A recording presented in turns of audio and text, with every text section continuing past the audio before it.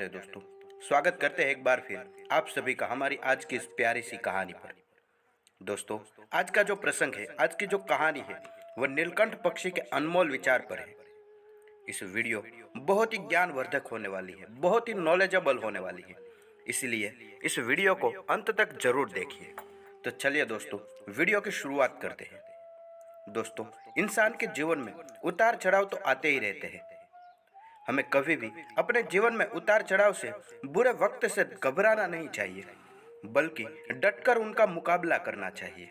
और साथ ही हमें ईश्वर पर पूरा भरोसा भी रखना चाहिए कि अगर आज बुरा वक्त आया है तो कल अच्छा वक्त अवश्य आएगा।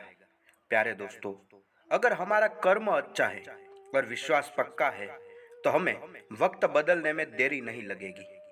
इसी के साथ ही शुरू करते हैं आज की इस प्यारी सी कहानी को। एक बड़ा सा बरगद का पेड़ था। उस पेड़ पर नीलकंठ का एक जोड़ा रहता था। उस जंगल के रास्ते से गुजरने वाले मुसाफिर अक्सर उस बरगद के पेड़ के छांव में विश्राम किया करते थे। दोस्तों, दिन प्रतिदिन जंगल के रास्ते से बहुत सारे मुसाफिर गुजरा करते थे और राहत पाने के लिए उस बरगद के पेड़ के नीचे आराम किया करते थे। उस बरगद के पेड़ पर अपना ठिकाना बनाए हुए नीलकंठ पक्षी के जोड़े उन मुसाफिरों की बातें सुना करते थे। यदि कोई धनवान सफल व्यक्ति आकर के आराम करता और अपनी बातें करता तो वह बातें सफलता की और अमेरिकी बातें होती है।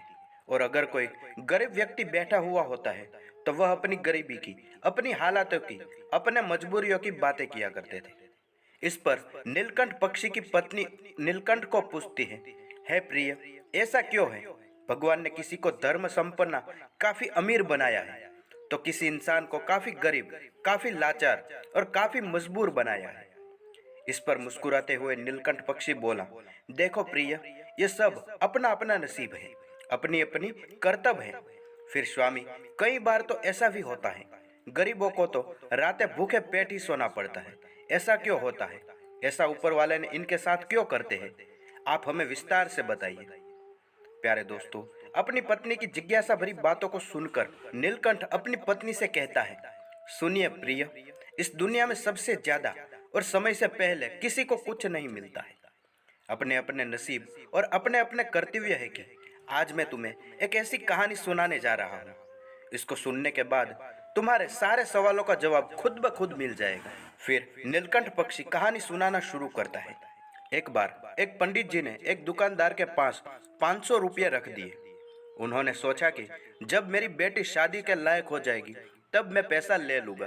कुछ सालों के बाद जब बेटी सयानी हो गई तो पंडित जी ने उस दुकानदार के पास गए, लेकिन दुकानदार ने नकार दिया और बोला, आपने कब मुझे पैसे दिए थे? बताइए, क्या मैंने कुछ लिखकर आपको दिया है? आपके पास सबूत क्या है कि मेरे पास आपका 500 रुपया है? पंडित जी उस दुकानदार की इस हरकत से बहुत ही परेशान हो गए और बड़ी चिंता में डूब गए। फिर कुछ दिनों के बाद पंडित जी को याद आया कि क्यों न राजा से इस बारे में शिकायत कर दूं, ताकि वे कुछ फैसला कर दे और मेरा पैसा मेरी बेटी के विवाह के लिए मिल जाए। फिर पंडित जी राजा के पास पहुंचे और अपनी फरियाद सुनाई। राजा ने कहा, कल हमारी सवारी निकलेगी और तुम उस दुकानदार की दुकान के पास ही खड़े रहना। दूसरे दिन राजा की सवारी निकली। सभी लोगों ने फूल मालाएं पहनाई और किसी ने तो राजा की आरती भी उतारी। पंडित जी उसी दुकान के पास खड़े थे। जैसे ही राजा ने पंडित जी को देखा तो उसने उन्हें प्रणाम किया और कहा, गुरुजी, आप यहाँ कैसे? आप तो हमारे गुरु हैं। आइए इस बगदी में बैठिए। वह दुकानदार यह सब देख रहा था। उसने भी आरती उतारी और राजा की सवारी आगे बढ़ गई।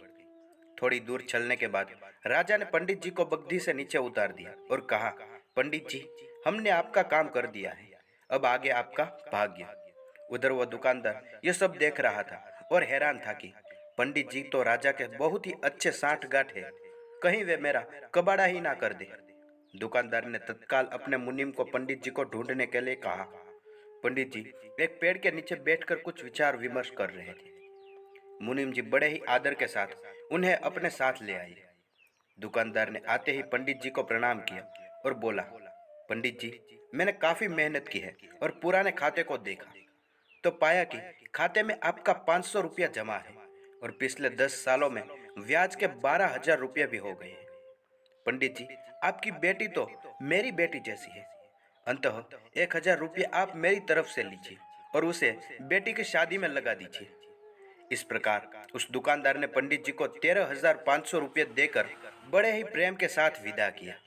तब नीलकंठ अपनी पत्नी से कहता है, जब मात्र एक राजा के साथ संबंध होने भर से हमारी विपदा दूर हो जाती है, तो हम अगर इस दुनिया के राजा यानी कि परमात्मा से अपना संबंध जोड़ ले तो हमें कोई भी समस्या, कठिनाई या फिर हमारे साथ किसी भी तरह के अन्याय का कोई प्रश्न ही नहीं उत्पन्न होता है।